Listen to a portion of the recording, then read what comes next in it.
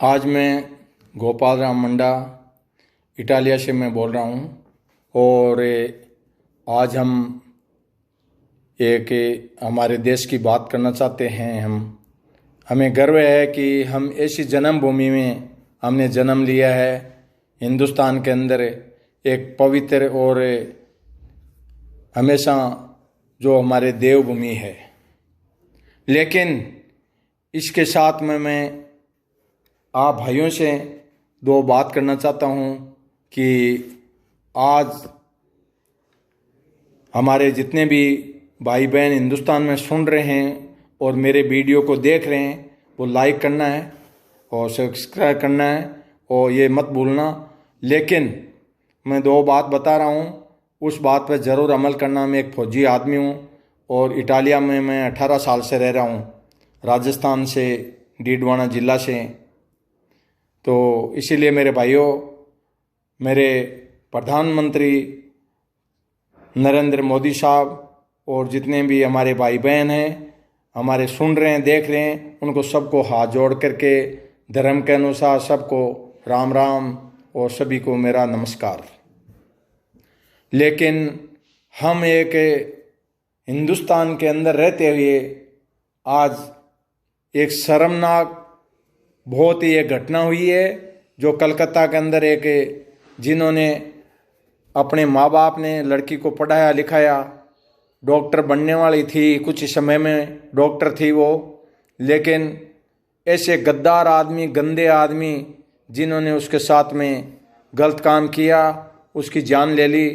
तो हमें ये बहुत ही दुख भरी घटना के साथ में खेद है। हम सब भाई यहाँ पर 15-20 आदमी बैठे हैं, सुन रहे हैं और देख भी रहे हैं वहाँ पर भी। तो सभी हमारे भगवान से हम प्रार्थना करते हैं कि उसकी आत्मा को भगवान शांति दें और जो उसके दुश्मन हैं उनको फांसी के फंदे पर जल्दी से जल्दी चढ़ाए। क्योंकि ये बार बार हमारे सामने ये बात आती है तो हमारे से देखी भी नहीं जाती और सुनी भी नहीं जाती। ऐसे गद्दार आदमी हैं, हमारी बहनों के साथ में गलत काम करते हैं, उनकी जान तक ले लेते हैं। वो एक जानवर के तौर पे हैं, राक्षस हैं। जानवर भी सोच समझ करके अपना काम करता है, वो राक्षस हैं, साले गंदे आदमी हैं। उनको, ऐसे आदमी को मिलिट्री के अंदर, फौज के अंडर में कर देना चाहिए उनको, ताकि उनको कुछ सबक सिखाया जाए। पहले उनको हर साइड से उनके हाथ पैर काटे जाएं, उनकी आंखें फोड़ी जाए, उनका रिमांड अच्छी तरह फौजी मांगते हैं उस प्रकार से, फिर उनके साथ में फांसी के फंदे पर चढ़ाया जाए। उनको तड़पा तड़पा के ऐसे आदमी, गद्दार आदमी की उनकी हालत इसी प्रकार करनी चाहिए, ना कि उनको पुलिस के अंडर में कभी नहीं करना चाहिए। आज हमारे देश के अंदर जो भी काम ऐसे गलत काम करते हैं, गंदा आदमी हैं, उनको पुलिस के अंडर में कर देते हैं। तो पुलिस पूछताछ करते करते 1 साल तक लग जाती है, तब तक उनको मौका मिल जाता है, फिर उनको रिहा कर देती है। तो पुलिस एक बिकी हुई है। तो पुलिस के अंडर में कभी भी ऐसे गद्दार आदमियों को नहीं करना चाहिए, उनको सीधा मिलिट्री के अंडर में करना चाहिए और मिलिट्री ही उनका रिमांड मांगे और मिलिट्री को भी उनको आदेश मिला हुआ है उनके साथ में क्या कार्रवाई करनी है। हम जानते हैं, हम फौजी आदमी हैं, क्या करना है उनके साथ में। हमारे फौजी भाई हैं, हमारे देश की रक्षा कर रहे हैं, हमारी बहन बेटियों की रक्षा कर रहे हैं, लेकिन ऐसे आदमी अंदर से हमारे देश को खोखला बना रहे हैं। आज हमारे देश का नाम है दुनिया के अंदर, एक प्राइम मिनिस्टर सब दुनिया को आश्वासन दिला सकता है और आगे होकर के काम कर सकता है, लेकिन बीच के अंदर ऐसे गद्दार आदमी हैं जो हमारे देश को बदनाम करने में उतरे हुए हैं और हमारी बहन बेटियों की इज्जत लूट रहे हैं। जैसे कि नरेंद्र मोदी साहब हैं, हमारे देश के प्रधानमंत्री। जैसे एक इंजन गाड़ी का मजबूत होता है तो वो डब्बों को खींच के ले जाता है, लेकिन डब्बे ही अगर अच्छे नहीं है और इंजन ही अच्छा नहीं है तो डब्बा कहाँ जाएंगे। वो अच्छे लगा दो चाहे कपूरथला से लाके। तो इसीलिए मेरे भाइयों, इंजन हमारा मजबूत है आज के दिन, लेकिन हमारे देश के अंदर जो खोखले हैं वो गद्दार आदमी हैं, तो उनका निपटारा करना बहुत ज़रूरी है। और हमने सभी जाति के आदमी हैं, उन्होंने कदम उठाना बहुत ज़रूरी है। जो ऐसे आदमी हैं, हमारी बहन बेटियों को आगे लाएं हम, जो गेम के अंदर क्या, पढ़ाई में क्या, एजुकेशन में क्या, बहन बेटियां सब आज यूरोप के अंदर भी कदम से कदम मिला करके आगे बढ़ रही है।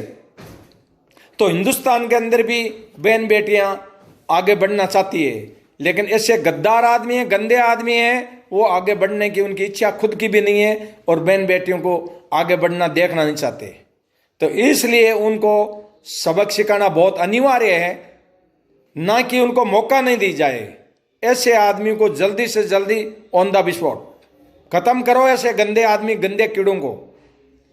जिस बच्ची के साथ में उन्होंने क्या हरकत करी, किस प्रकार से उन्होंने, माँ बाप ने उसको पाल पोस के बड़ी करी कि हमारी लड़की कुछ करेगी, और आज लेडीज अगर डॉक्टर बनती है तो वो हर आदमी को, हर पेशेंट को देखने की कोशिश करती है।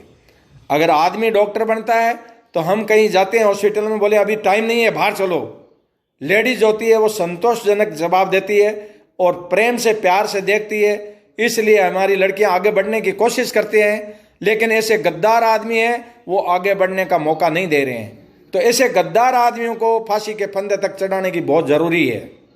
तो इसलिए हमारे देश के अंदर कानून, हमारे प्रधानमंत्री नरेंद्र मोदी साहब से निवेदन करें हम कि ऐसा कानून लेके आएँ ताकि हमारी बहन बेटियां हमेशा के लिए खुश रहें और आगे बढ़ने की कोशिश करें। और ऐसे गद्दार आदमी हैं उनको फांसी तुरंत होनी चाहिए, उनको कोई मौका नहीं दिया जाए, उनको मिलिट्री के अंडर में किया जाए ऐसे आदमियों को, ना कि पुलिस के अंडर में। और आज हमारी बहन बेटियां IAS, RS और इसके बाद में डॉक्टर, इंजीनियर बन रही है। हमारे लड़के हैं वो कहीं भी नहीं, दारू पीने के अंदर लगे हुए हैं बस। लेकिन बच्चियां आगे बढ़ने की कोशिश कर रही है तो उनको बढ़ने नहीं दे रहे। तो इसलिए आज हमारे प्रधानमंत्री साहब भाषण दे रहे हैं, लेकिन ऐसा कानून लाना बहुत ज़रूरी है। जल्दी से जल्दी लाने की कोशिश करें, नहीं हमारा देश नहीं बचेगा और हमारा देश विकास नहीं करेगा, क्योंकि उनका मोराल डाउन हो जाएगा। हर लड़की का मोराल डाउन हो जाएगा, आगे बढ़ने की कोशिश नहीं करेगी। और आज लड़कियों की बनिस्बत हमारा देश आगे जा रहा है। तो लड़की तो हर घर में है, वो भी गंदे आदमी है, गद्दार आदमी है, जिन्होंने लड़की के साथ में गलत काम किया, उसको मार दी, वो भी किसी माँ के जलमे हुए हैं। उनकी माँ भी ऐसी गंदी है सारी, जो ऐसे संस्कार दिया है उनको। और वो एक जो पुलिस का वहाँ पर आकर के बन के आता था, इसके बाद में सब लड़कियों के साथ में, पहली बात तो है जिस कॉलेज के अंदर वो रहती थी वहाँ पर कोई सुरक्षा नहीं थी। सुरक्षा होनी बहुत ज़रूरी है। जिस ही कॉलेज के अंदर IAS, RS और डॉक्टरी कर रही है, जिस हॉस्टल है वहाँ पर बनी हुई है, उनमें भी पुलिस का अनिवार्य है, पुलिस होनी वहाँ पर, क्योंकि ऐसे गंदे आदमी मिलेंगे हर जगह। जो मेन आदमी हैं वही गंदे आदमी हैं वहाँ पर। 90% आदमी ऐसे हैं कि लड़कियों को गलत नज़र से देखते हैं। जहाँ पर लड़की वहाँ पर IAS, RS है और डॉक्टरी कर रही है, तो ऐसे 90% ऐसे आदमी हैं। 10% ऐसे हैं भगवान के रूप हैं का भाई ठीक है, किसी की बच्ची है, हमारा मतलब कॉलेज है और हमारी हॉस्टल है, इसका नाम रोशन हो और बच्चियाँ आगे प्रोग्रेस करें और देश के अंदर उन्नति करें। कि जिस कॉलेज से और जिस हॉस्टल से निकली है तो हम और भी वहाँ पर आने की कोशिश करें। और जिस हॉस्टल के अंदर वो लड़की डॉक्टर रहती थी और जिस कॉलेज में पढ़ती थी, उसको सील कर दी जाए, बंद कर दी जाए बस।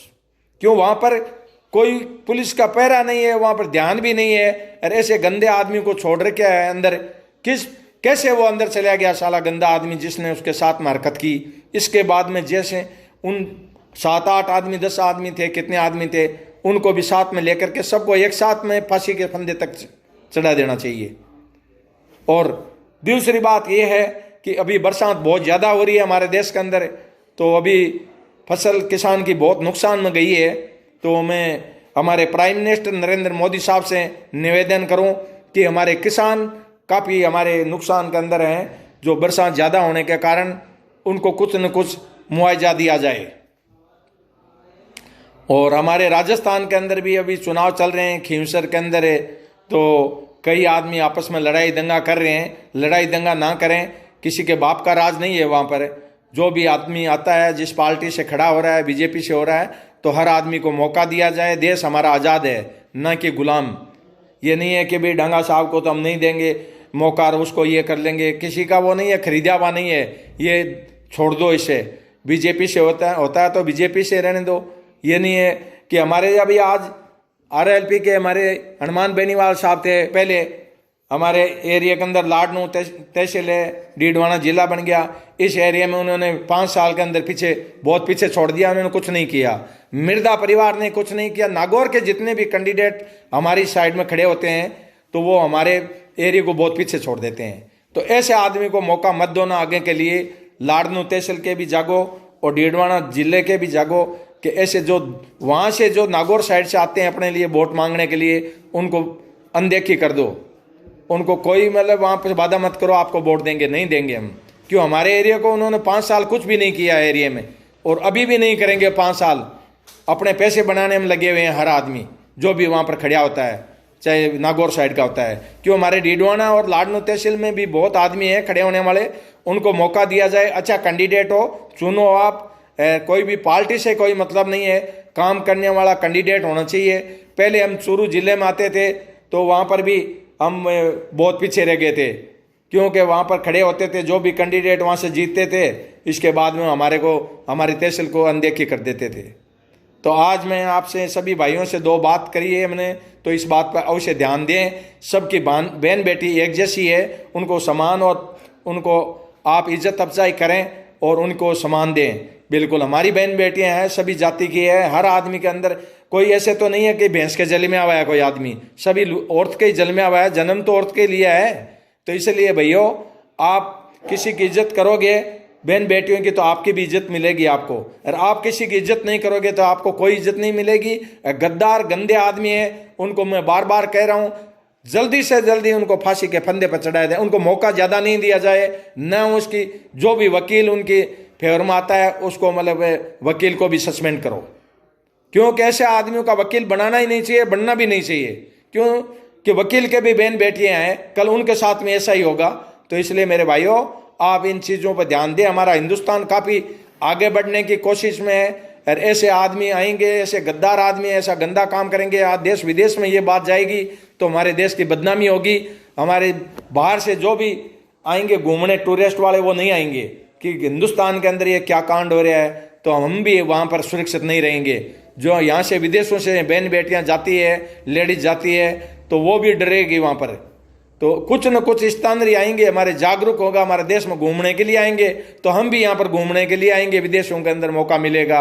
और आज किसानों के लड़के जितने भी हैं उनको मौका मिलना चाहिए विदेशों में जाने के लिए। मैं हमारे प्राइम मिनिस्टर नरेंद्र मोदी साहब से निवेदन करूं कि गरीब घर के जो बच्चे हैं उनको मौका आगे मिलना चाहिए देश विदेश में जाने के लिए, और किसान लेवल के आदमी हैं तो उनको भी मौका मिले, ताकि किस प्रकार से यहाँ पर फसल पैदा करते हैं, कौन सा बीज पैदा करते हैं, जैसे यहाँ पर नर्सरी के अंदर वो किस प्रकार से परीक्षण करते हैं, तो वो देख करके हमारे देश में भी उन्नति होती है, प्रोग्रेस होगी, और किसान हमारा हरा भरा रहेगा। किसान हमारा देश का मजबूत रहेगा तो हम सब मजबूत हैं। अगर किसान ही मजबूत नहीं है, नींव भी मजबूत नहीं है मकान की, तो मकान कितना ही ऊपर सुंदर बना हुआ गिरेगा एक दिन। जब हमारे देश के अंदर किसान मजबूत होगा तो जय जवान जय किसान, तो जवान और किसान दोनों मजबूत रहेंगे तो हमारे देश की तरफ कोई अंगुली करने वाला दूसरा आदमी नहीं मिलेगा। ये आप सोच लेना कान खोल के, और आप सब एकजुट हो जाओ। ऐसे आदमी हैं उनको आगे लाओ और उनकी शिकायत करो। जहाँ भी जितने भी देश जगह पर है, बंगलोर हो चाहे बम्बई हो, कलकत्ता, मद्रास, वहाँ पर श्रीनगर और जम्मू कश्मीर, वहाँ पर बड़ी बड़ी हॉस्टलें हैं और वहाँ पर लड़कियाँ तैयारी कर रही है। उनके लिए प्रोटेक्शन के लिए पुलिस अलर्ट होनी चाहिए हमेशा 24 घंटा। ये नहीं है कि 6 महीना ठीक हो गए बाद में वह ठंड पड़ेगी, ये नहीं होना चाहिए। बिल्कुल हमेशा अलर्ट रहनी चाहिए। 2 आदमी 3 आदमी पिस्तौल लेकर के अंदर पूरी इंक्वायरी करें, कौन आदमी इंटर होता है, किस बेस में होता है, और उसका आई कार्ड बना हुआ आना चाहिए। ये नहीं है कि वहाँ पर लड़कियाँ रह रही है, तैयारी कर रही है, IAS RAS की तैयारी कर रही है, कोई लड़कियाँ वहाँ पर डॉक्टरी की तैयारी कर रही है, वहाँ पर गंदे आदमी ऐसे देखते हैं, भाई वो कमजोरी देखते हैं वहाँ पर क्या है। तो इसलिए ऐसे आदमी का आई कार्ड होना चाहिए। आई कार्ड के बगैर एंट्री नहीं होना चाहिए, हॉस्टल हो चाहे मेडिकल कहीं भी बना हुआ है जो बच्चियाँ मतलब कोर्स करती है वहाँ पर, क्योंकि या फौजी जवान वहाँ पर लगाना चाहिए ताकि उनको सबक सिखा दिए वहीं पर। अगर वहाँ पर फौज की प्रोटेक्शन होती तो वो साला बच के गद्दार आदमी वो सबको वहीं पर कर देता इलाज उनका। लेकिन पुलिस तो रहती ही नहीं है, सो जाती है रात को, तान के खराटा उठा रहे हैं बस। कहाँ उनको सपने ले रहे हैं वो नींद के अंदर, बस पता ही नहीं है उनको। और कई पुलिस वाले बिके हुए हैं कि आप बोलना मत, ये लो 1 लाख रुपया, मैं जा रहा हूं अंदर, ऐसे हैं। फौजी को रिश्वत नहीं चाहिए, फौजी हमेशा जवान है तो देश की भलाई और बहन बेटियों के साथ में रहता है हमेशा। तो आप इज्जत हमारी देते हो फौजियों के लिए, तो हम आपके साथ में तहे दिल से साथ में हमारे भाइयों के। इसलिए मेरे भाइयों, आप ये बात मेरी सुन करके अनदेखी मत करना, इसको आगे से आगे शेयर करना और लाइक करना बहुत ज़रूरी है। और मैं आपके 2 बात बताइए, इस पर जो ज़रूरी अमल करना है। हमारे देश का झंडा ऊंचा रखना है हमें, तो आगे विकास हमने करना है, तो हमें सबको संघर्ष करना पड़ेगा, हमें सभी जाति के आदमियों को, ताकि हमारी बच्चियां सुरक्षित रहेगी। जब लड़की सुरक्षित रहेगी तो हमारा देश सुरक्षित रहेगा। इसलिए मेरे भाइयों, सब भाइयों को मेरा यही हाथ जोड़ के कहना है कि इस बात पर ध्यान दें, और जो वो गंदे आदमी हैं उनको जल्दी से जल्दी आगे लाएं, ना कि वो उनके भाई आज पैसे डालो कल पैसे डालो, वो नहीं होना चाहिए। जल्दी उसका कांड क्लियर कर दो, बस ये बात है। ओके, जय हिंद, जय भारत। सभी भारतवासियों को जय हिंद और सभी को नमस्कार।